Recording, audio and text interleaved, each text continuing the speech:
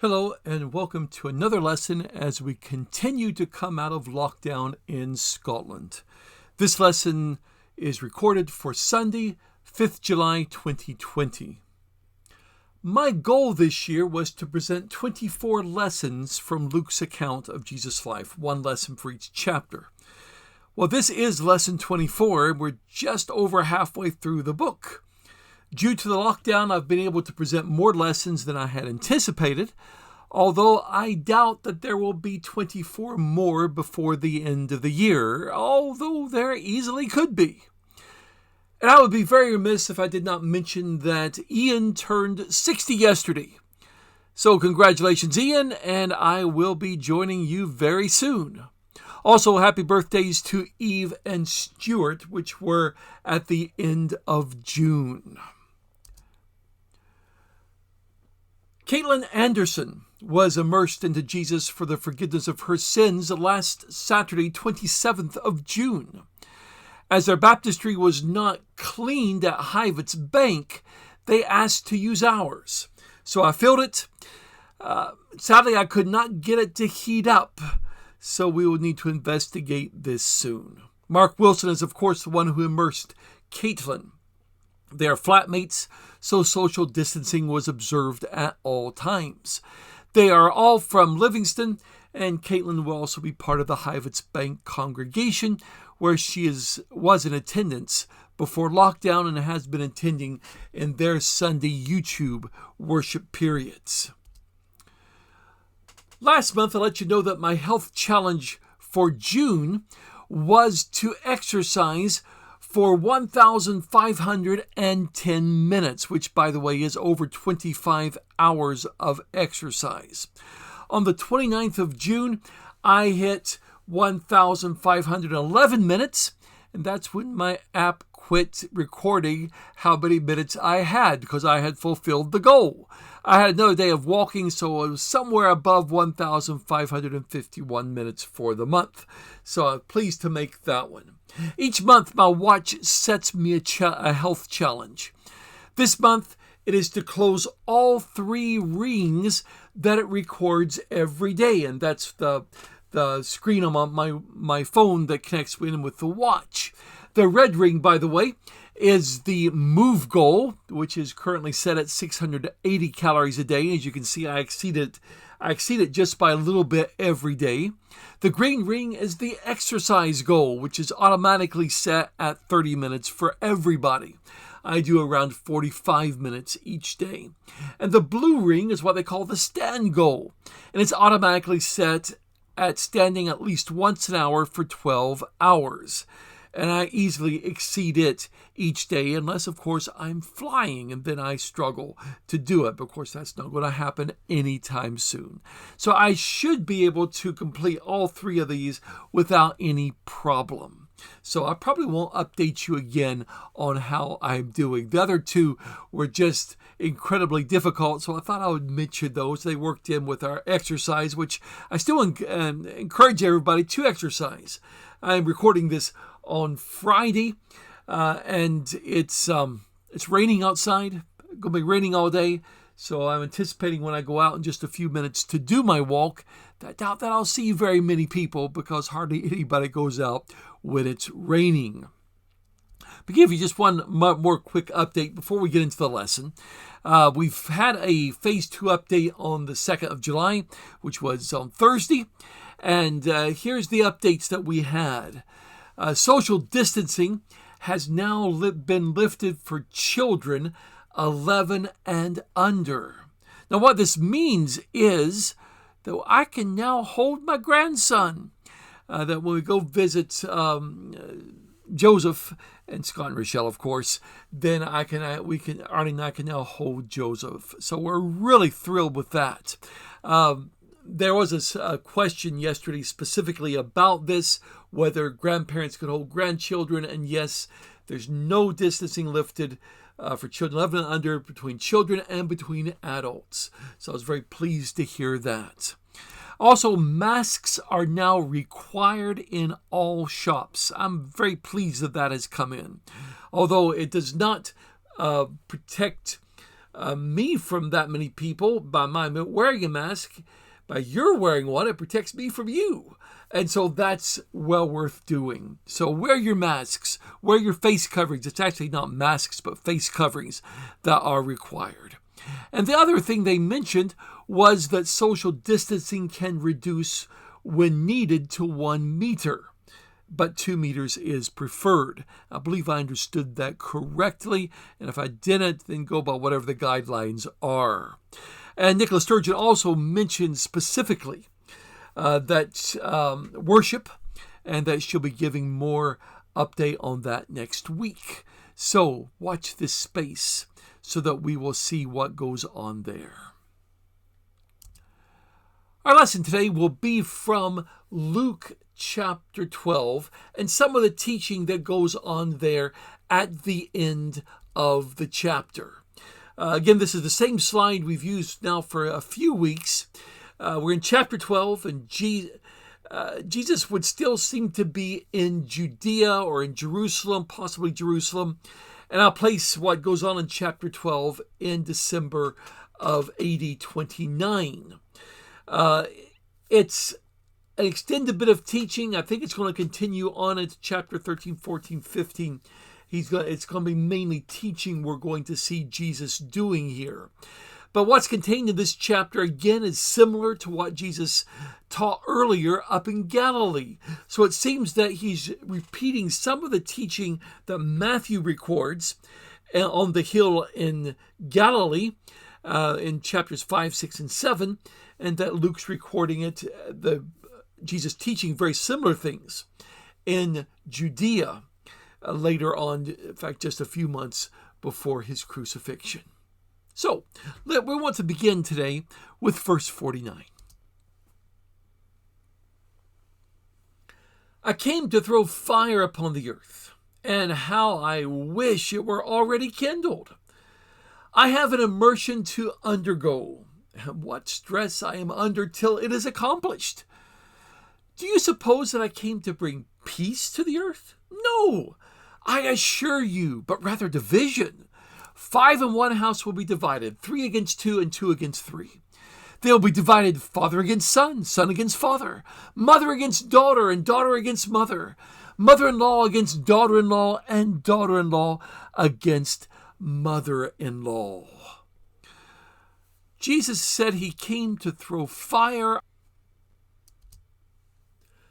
Jesus said he came to throw fire on the earth, and he wishes it were already kindled. What's he talking about? Well, think about that. When you throw fire on something, it isn't to help it, is it? It's to harm it. It's to burn it. And if we couple this with his next statement, that he had an immersion to undergo, I think we can see this is not something that he's looking forward to. He's under stress, waiting until it was accomplished. But it's something that's going to happen as a result of his teaching. Jesus realized that his teaching was divisive. We're going to see that in just a minute. By teaching the truth, it would cause problems and even lead to his death. And he realized this. He knew this. But this didn't mean he would let up. When teaching the truth, we really can't pull back. He wishes the fire that would start and ultimately bring his death were already kindled. Have you ever known something was coming and looked forward to it being over? When I've been in very busy periods of teaching and study, this has often been in my mind. When I complete this series, I will have a bit more time. I can look forward to that end date. And I look forward to it, but for me, there was always something to replace it. It didn't really relieve it as much as in reality as I think it did in my mind. I think in these statements Jesus is making here that we can see his humanity showing through. He's under stress. NIV, RSV, he's under constraint. ESV, Net Bible, NASB, he's under distress. Or the Christian Standard Bible simply put it, how it consumes me. And I quite liked that as well. I've been reading, by the way, from McCord's translation. We could probably relate to this. Something coming up that we're not looking forward to and just wish it would be over. He says he came to bring division to the earth, not peace. Now, hang on a second. Wasn't peace on earth announced when Jesus was born? Well, yeah, but I don't think that's what's being spoken of here. Jesus did come to bring peace between God and people, and that should result in peace between people as well. When we're at peace with God, we can be at peace with others. But sadly, not everyone will accept the message of Jesus. And when this happens, division can happen, especially within households. People will take sides. And I'm sure we know of instances when this has happened. Artie and I once kept a teenager in our home for a number of months because when she became a Christian, she was kicked out of her house. And we took her in as a result. We're the ones that have been involved in some of her study. But there can be friction within households because one person is following Jesus and another is not. When we choose not to be involved in some activities because we're Christians, this is seen by some as our judging what they're doing. So we end up with division. As Jesus put it here, father against son and son against father. Mother and daughter at odds with each other. Mother-in-law and daughter-in-law struggling in their relationships. You know, how often do people think that they're becoming a Christian will make their life easy? Jesus time and again warns people that this is not the way it is. Following him comes with a price. Now, ideally, we want to see peace, don't we? And if all would accept the good news of Jesus, there can be peace. But we cannot have peace that's based on compromise, which ultimately is not peace, but peace based on a shared faith and a shared identity in Jesus. But Jesus went on in his teaching. Verse 54, then he said to the crowds, when you see a cloud rising in the west, you immediately say that rain is coming. And so it does. When the south wind blows, you say, it will be hot today. And it happens. Hypocrites! You know how to interpret the face of this earth and heaven, but not the present time. See, even in the first century, they could tell what weather they would have. Now, they didn't have weather broadcasts like we do today, but they had ways they could tell what was about to happen. The clouds came up in the west. There would be rain. And by the way, that makes sense because what's in the west of Israel? The west is the Mediterranean Sea, and clouds would form over the sea, bring the clouds in, and drop as rain on the land. If there was wind from the south, then they said it was going to be a hot day. And that's wind that would be coming out of the south. And so what would happen? That's the wind coming from the hot areas, from the equator areas. Those were hot winds. In fact, J.W. McGarvey commented, the south winds of Palestine blew from the equator, crossed the intervening deserts and wildernesses, and were distressingly hot. And we can even experience that in Israel today. By the way, that's much the same as looking at a weather map today, isn't it? See, we know in Scotland that if it is a south wind coming from the continent, then it's going to be warm. Whereas if it's a north wind from the Arctic, it's going to be cool or very cold in the winter with possible snow. See, they had figured out the weather. But, Jesus says, they couldn't interpret the time in which they were living. What's he talking about here? Well, most had missed that the Messiah was there. You see, all the signs that Jesus was the Messiah were present. There was healing, there was teaching, there was raising the dead. But they were missing it. And most also did not see the storm that was coming, that's going to start, because they rejected the Messiah. And we'll see this in chapter 19. You see, they were missing what was plainly in front of them and who was sitting in front of them. Yeah, a few got it, the disciples. They got it. They didn't really totally understand who the Messiah was, as we've already seen. But the majority, the vast majority of people missed who it was that was sitting in front of them. Let's continue on. Verse 57. Why do you not judge even of yourselves what is right? As you go before a ruler with an opponent, do your best to come to terms with him on the way, lest he will take you before the judge. The judge will deliver you to the officer. The officer will put you in jail. I assure you, you will not be freed until you have paid even to the last cent. This is similar to what Jesus taught earlier in Galilee on the hillside, recorded by Matthew in chapter 5. He says, before you get to court, do your best to come to terms with an opponent.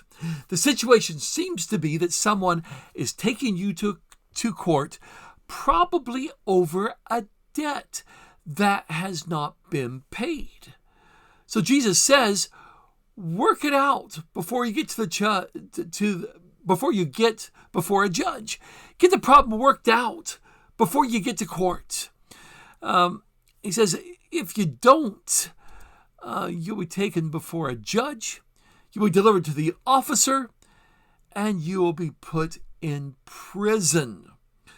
I would suggest this is good advice, isn't it, to people everywhere and all times. We need to live at peace with others. Perhaps when we owe something but can't repay it, at least repay it when we thought we could, then we need to work out new terms. If not, under the system that was in place in the first century, you could be imprisoned until the debt was paid. Now, you may wonder about the logic of this. How could you earn money to repay if you're locked up? Well, it may be that they thought you had funds you weren't disclosing that you could use to repay the debt. And by being locked up, the family would bring these funds for your release. Or perhaps it was to put pressure on the family to work to get the money for your release. But of course, what Jesus is saying is that the best way to sort it out is before there's a judgment against you. Okay. What do we learn from all of this? I think there's several lessons here. The first being, following Jesus doesn't guarantee an easy life. I once heard a prominent preacher say that he did not have an enemy anywhere, that all got along with him. And I couldn't help but wonder if that was because he didn't teach anything that might upset someone. But of course, I also knew who he was, and I knew the reality of that statement was that it wasn't true anyway. Yeah, we are going to make enemies, sadly.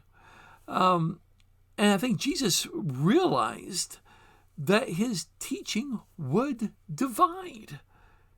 And it will. And it did during his lifetime. Why should we expect that it will be any different? Jesus realized what he would have to go through as a result of what he was teaching and what he was doing. But he didn't change what he taught. Now, over the years, I have been put under pressure at times to modify what I taught because some didn't like it. Because it was the truth of God's word, though, I couldn't change it. And my master is a really good example of this. We also need to consider the time when we are living. Now, by the way, I'm not saying this because I believe anything's going to happen imminently. There are no signs in that regard. I don't think this coronavirus is a sign of any of that, except maybe we need to wash our hands more often. But we do need to be aware of the time we are living.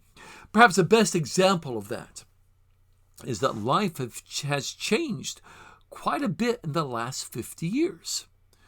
What interested people in learning more about Jesus in the 1960s, 1970s, the 1980s, in fact, even the 1990s, sadly is not what works today. Why is that? Well, because our society has changed. I think part of it's due to our technology advancing so rapidly. People now think and people now do things differently. That means we need to pay attention, and we need to be attentive and adapt how we reach people. Now, we're adapting how we reach them. Keep this in mind, though. The message remains the same. It's still the good news of Jesus that we must proclaim. The how we convey the message needs to change, but the message of how to be saved never changes.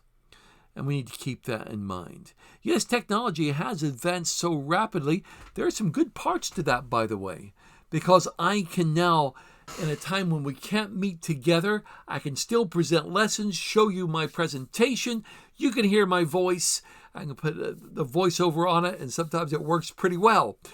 But technology can be good, but it also means we need to keep up with that. And so, we need to consider the times that we are living. And I'd say a third lesson here. We need to be peacemakers. And we don't. We do, don't we?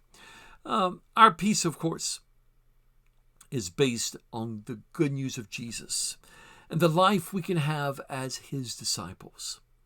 Keep in mind, it was Jesus who said, "Blessed are the peacemakers, for they will be called children of God."